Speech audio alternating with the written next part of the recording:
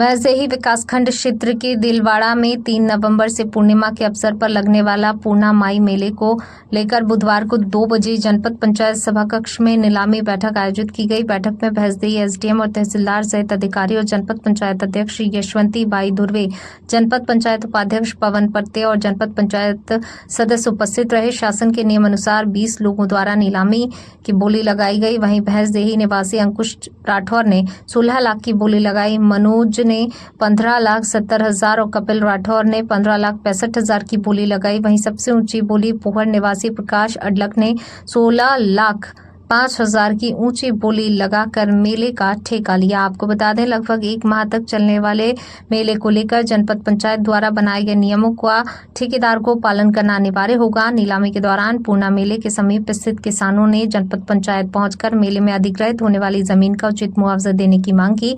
वहीं किसानों ने बताया, विगत वर्ष जनपद पंचायत द्वारा उन्हें गुमराह किया गया और क्षतिग्रस्त फसल का सही मुआवजा नहीं दिया गया। उन्होंने कहा, वह रबी सीजन की फसल गेहूं चना उस जमीन में लगाते हैं, परंतु जनपद पंचायत द्वारा दुकानें और साइकिल वाहन पार्किंग के लिए बड़ी मात्रा में किसानों की भूमि अधिग्रहण की जाती है। उन्होंने तहसीलदार और मुख्य कार्यपालन अधिकारी से उचित मुआवजा देने की मांग की। जनपद पंचायत में पूर्णमाई मेले में व्यवस्थाओं को लेकर जनपद सभा कक्ष में बोले कार्यकर्ताओं ने सवाल उठाते हुए ये मांग की है, घाट पर महिलाओं के स्नान की उचित व्यवस्था की जाए, पूर्णा नदी की सफाई व्यवस्था सुचारू रूप से की जाए, स्वच्छता का ध्यान रखा जाए, अवैध वसूली ना की जाए, घाट पर पूजा अर्चना करने आने वाले श्रद्धालुओं को सुचारू रूप से व्यवस्था की जाए। और मेले को लेकर जनप्रतिनिधियों और नागरिकों ने जनपद पंचायत को आवश्यक दिशा निर्देश भी दिए।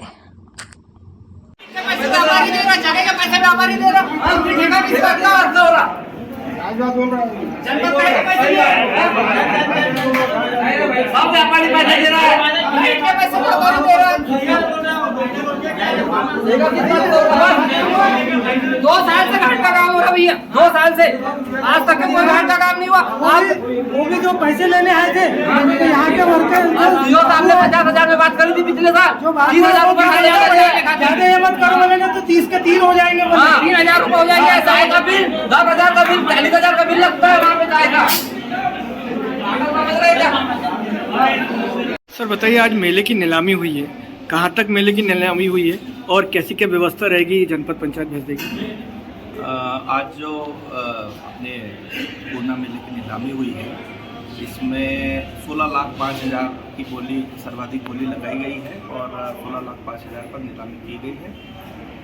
और इसके पश्चात जो है हमारी पूर्णा मेला की जो समिति है वो इस पर निर्णय लेगी कि हमको किस प्रकार की व्यवस्था है वहाँ पर देना है, क्या करना है, कैसा लेआउट डलवाएंगे, उस पर भी चर्चा होगी।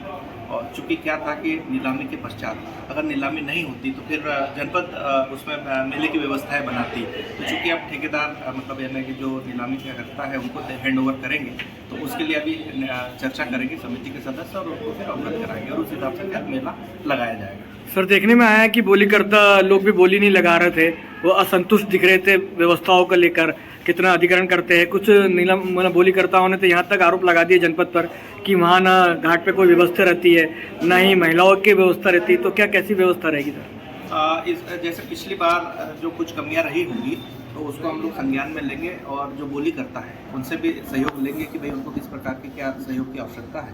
तो उस हिसाब से फिर हम लोग चर्चा करके समिति में और उसमें व्यवस्था बनाएंगे और प्रयास ये करेंगे कि पिछली बार जितने में मेला लगा था उससे अधिक क्षेत्रफल में ही लगे, उससे कम क्षेत्रफल में ना लगे।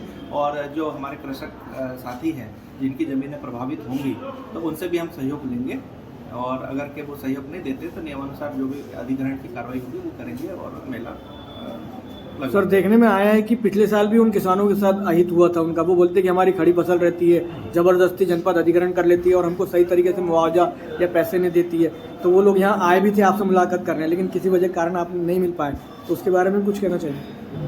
पिछले साल की तो मेरी जानकारी नहीं है मेरे संज्ञान में कि क्या मामला था, लेकिन फिर भी जो भी भूमि स्वामी होंगे उनसे हम चर्चा करेंगे। समाज में जैसे हम लोग फील्ड विजिट पर जाएंगे तो उनको बुलवा लेंगे वहाँ पे और उनसे चर्चा कर लेंगे कि उनका भी अहित ना हो। सर 16,05,000 में उच्चतम बोली में गई है कि अगर वो राशि जमा नहीं करता है तो उसके बाद कैसी प्रक्रिया रहेगी?